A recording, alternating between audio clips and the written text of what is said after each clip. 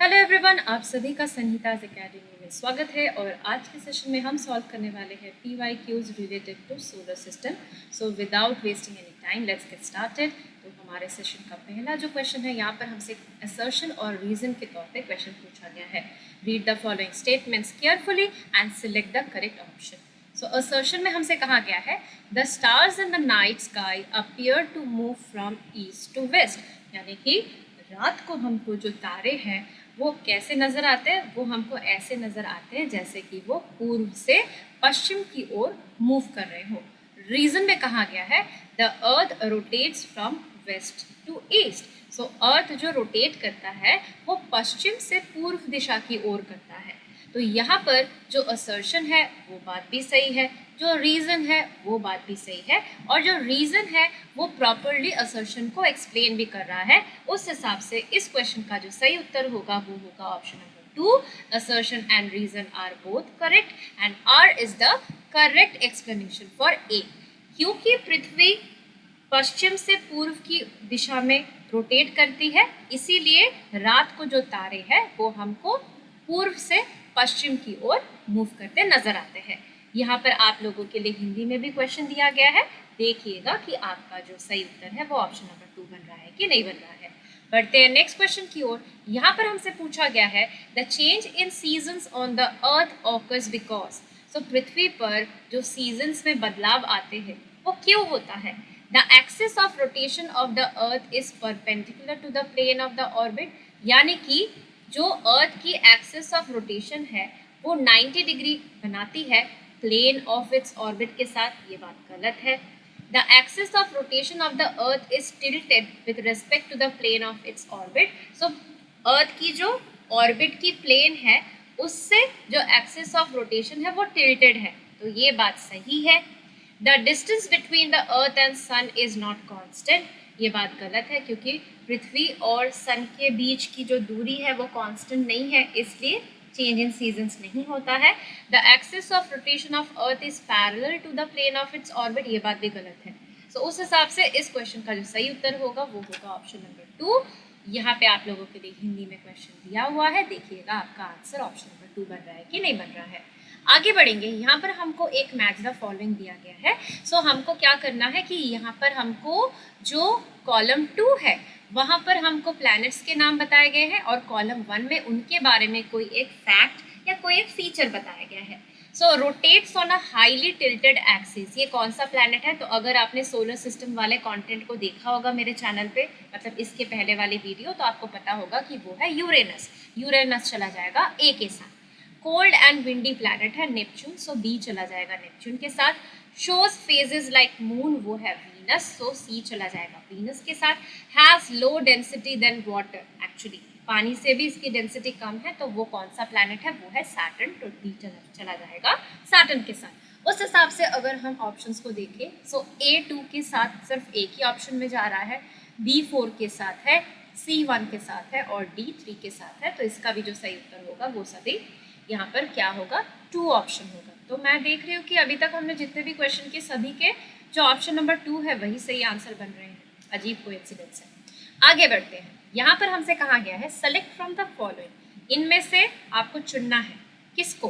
A planet of solar system which has highly tilted rotational axis as a result of which in its orbital motion appears to roll on its side. तो आपको एक ऐसा planet ढूंढना है हमारे solar system का जिसका highly tilted rotational axis है, और जब वो ऑर्बिटल मोशन में होता है तो देख के लगता है कि वो रोल कर रहा है। तो अभी हमने मैच द फॉलोइंग में देखा ना कि वो यूरेनस है, तो इसलिए इसका जो सही उत्तर होगा वो होगा ऑप्शन नंबर 4। ठीक है, आगे बढ़ेंगे नेक्स्ट क्वेश्चन की ओर। यहाँ पर हमको असर्शन एंड रीजन के तौर पर अगेन एक क्वेश्चन पूछा गया है। असर्शन कह रहा है Venus is hotter than Mercury though it is farther from the sun than Mercury. तो यहाँ पर कहा गया है कि वीनस मर्क्यूरी से भी ज्यादा गर्म एक प्लैनेट है, उसकी सन से दूरी ज्यादा है एज कंपेयर टू मर्क्यूरी, फिर भी वो हॉटर है मर्क्यूरी की तुलना में। तो ये बात तो सही है, उसको हम hottest planet of the solar system कहते हैं वीनस को। Venus rotates from east to west, so ये बात भी सही है। ठीक है, ये बात भी सही है, बट इस वजह से वो hotter then the mercury planet है, वो बात सही नहीं है। तो यहाँ पर जो सही उत्तर होगा वो क्या होगा, वो होगा ऑप्शन नंबर 2 कि both A and R are true but R is not correct explanation of A।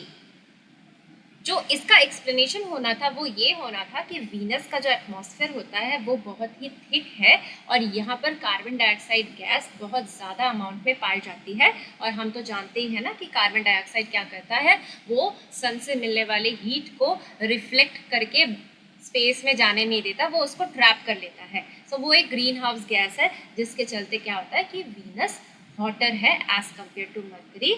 Mercury सूरज के पास होने के बावजूद भी Venus hottest planet of the solar system है। ठीक है, सो यहाँ पर इसका जो सही उत्तर होगा वो होगा option number 2।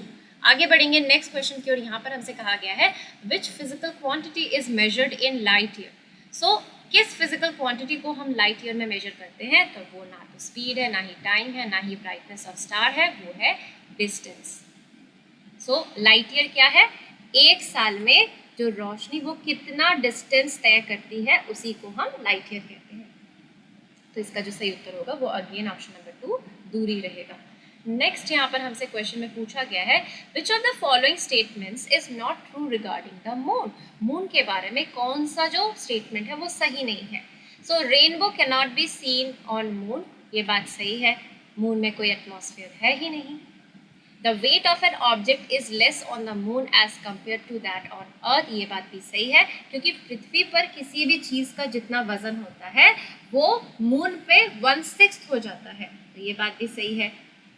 The periods of rotation and revolution of the moon are almost same, तो ये बात भी सही है कि मून अपना खुद एक रोटेशन जितने टाइम में कंप्लीट करती है ठीक उतना ही टाइम उसको पृथ्वी के एक चक्कर लगाने में भी लगता है। तो ये तीनों स्टेटमेंट तो सही है।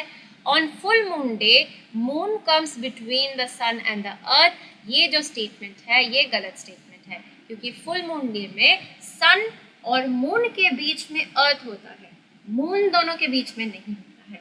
तो उस हिसाब से इस क्वेश्चन का जो सही उत्तर होगा वो होगा ऑप्शन नंबर 3। ये रहा क्वेश्चन आप लोगों के लिए हिंदी में, देखिएगा ऑप्शन नंबर 3 ही आपका आंसर होना चाहिए। आगे चलते हैं नेक्स्ट क्वेश्चन की ओर। यहाँ पर हमसे कहा गया है असर्शन और रीजन। असर्शन एक है, 2 रीजन दिया गया है, पढ़ लिया जाए। असर्शन में कहा गया है a solar eclipse occurs when the moon comes in between the sun and earth. तो बोल रहा है कि सूर्य ग्रहण कब होता है, जब जो चंद्रमा है वो सूरज और पृथ्वी के बीच में आ जाता है, तो ये बात तो सही है।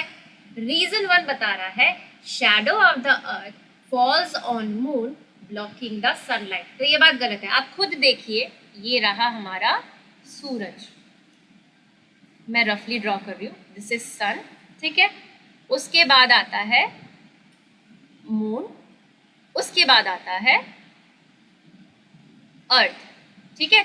सो एस मतलब सन, एम मतलब मून, ई मतलब अर्थ। सो सोलर एक्लिप्स कब होता है, जब मून सन और अर्थ के बीच में आ जाता है। तो ऐसा क्यों होता है, क्योंकि सूरज से जाने वाली लाइट रेस को ये मून ब्लॉक करती है। तो यहाँ पर क्या होता है, यहाँ पर शैडो फॉर्म होता है, जिस वजह से हम सूरज का हिस्सा नहीं देख पाते। तो यहाँ पर इसका जो सही रीजन होगा वो होगा reason 2, moon casts a shadow on parts of the earth blocking the sunlight. तो क्योंकि मून क्या है, वो एक ओपेक ऑब्जेक्ट की तरह यहाँ पर बिहेव कर रहा है, वो सनलाइट को पास करने नहीं दे रहा है, जिस वजह से मून की परछाई अर्थ के कुछ हिस्सों पर पड़ती है और जहाँ पर परछाई पड़ती है वहाँ के लोग सूरज को नहीं देख पाते हैं, जिस वजह से हम क्या बोलते हैं, सूर्य ग्रहण होता है। तो इसका जो सही उत्तर होगा वो क्या होगा, ए इज करेक्ट, असर्शन तो सही है और रीजन 2 जो है वो करेक्टली एक्सप्लेन कर रहा है असर्शन को। तो इसका जो सही उत्तर होगा वो होगा ऑप्शन नंबर 2। ये रहा क्वेश्चन आप लोगों के लिए हिंदी में। सो इसका जो सही उत्तर है वो है ऑप्शन नंबर 2। आगे बढ़ेंगे नेक्स्ट क्वेश्चन की ओर। यहाँ पर हमको मैच द फॉलोइंग के तौर पर क्वेश्चन दिया गया है, तो बहुत ही आसानी से हम इसको सॉल्व कर लेंगे। सो एस्टेरॉइड्स क्या होते हैं, एस्टेरॉइड्स होते हैं small objects present in the gap between Mars and Jupiter. So ये ए हो जाएगा। कॉमेट्स क्या होते हैं, comets are celestial objects with bright head and long tail. इनकी बहुत ही ब्राइट हेड होती है और लंबी सी पूंछ होती है और ये सेलेस्टियल ऑब्जेक्ट्स है, तो ये बी हो जाएगा। मीटियोर्स क्या होते हैं? Meteors are small objects that occasionally enter the earth's atmosphere. तो ये छोटे छोटे वस्तु है जो ओकेशनली मतलब कभी कभार हमारे पृथ्वी के एटमॉस्फेयर में एंटर कर जाते हैं, तो ये हो जाएगा सी। आर्टिफिशियल सैटेलाइट क्या होते हैं? These are the objects that revolve around earth at a much closer distance. So satellite हम किसे कहते हैं? These are heavenly bodies that revolve around the planet. तो मून हमारा नेचुरल सैटेलाइट है, बट मून पृथ्वी से थोड़ा दूर है। जो आर्टिफिशियल सैटेलाइट क्या है? वो भी पृथ्वी के आजू बाजू ही रिवॉल्व कर रही है, बट वो पृथ्वी से ज्यादा करीब है, तो ये डी के साथ चला जाएगा। तो अगर हम अपने ऑप्शंस देखें तो A2 के साथ जा रहा है, A2 के साथ 2 ऑप्शन में जा रहा है ना, तो बी पे हमको फोकस करना पड़ेगा। बी जा रहा है 4 के साथ जो कि 4th वाले ऑप्शन में है, सी जा रहा है 1 के साथ, ठीक है, डी जा रहा है 3 के साथ। तो उस हिसाब से इस क्वेश्चन का जो सही उत्तर होगा वो ऑप्शन नंबर 4 होगा, बाकी ऑप्शंस गलत है। तो ये रहा आप लोगों के लिए नेक्स्ट क्वेश्चन। यहाँ पर हमसे कहा गया है out of 8 planets 6 planets of the solar system rotate on their axis from west to east। so क्या है? हमारे टोटल कितने प्लैनेट्स है सोलर सिस्टम में? 8 प्लैनेट है। उनमें से जो 6 प्लैनेट्स है वो पश्चिम से पूर्व दिशा की ओर रोटेट करती है।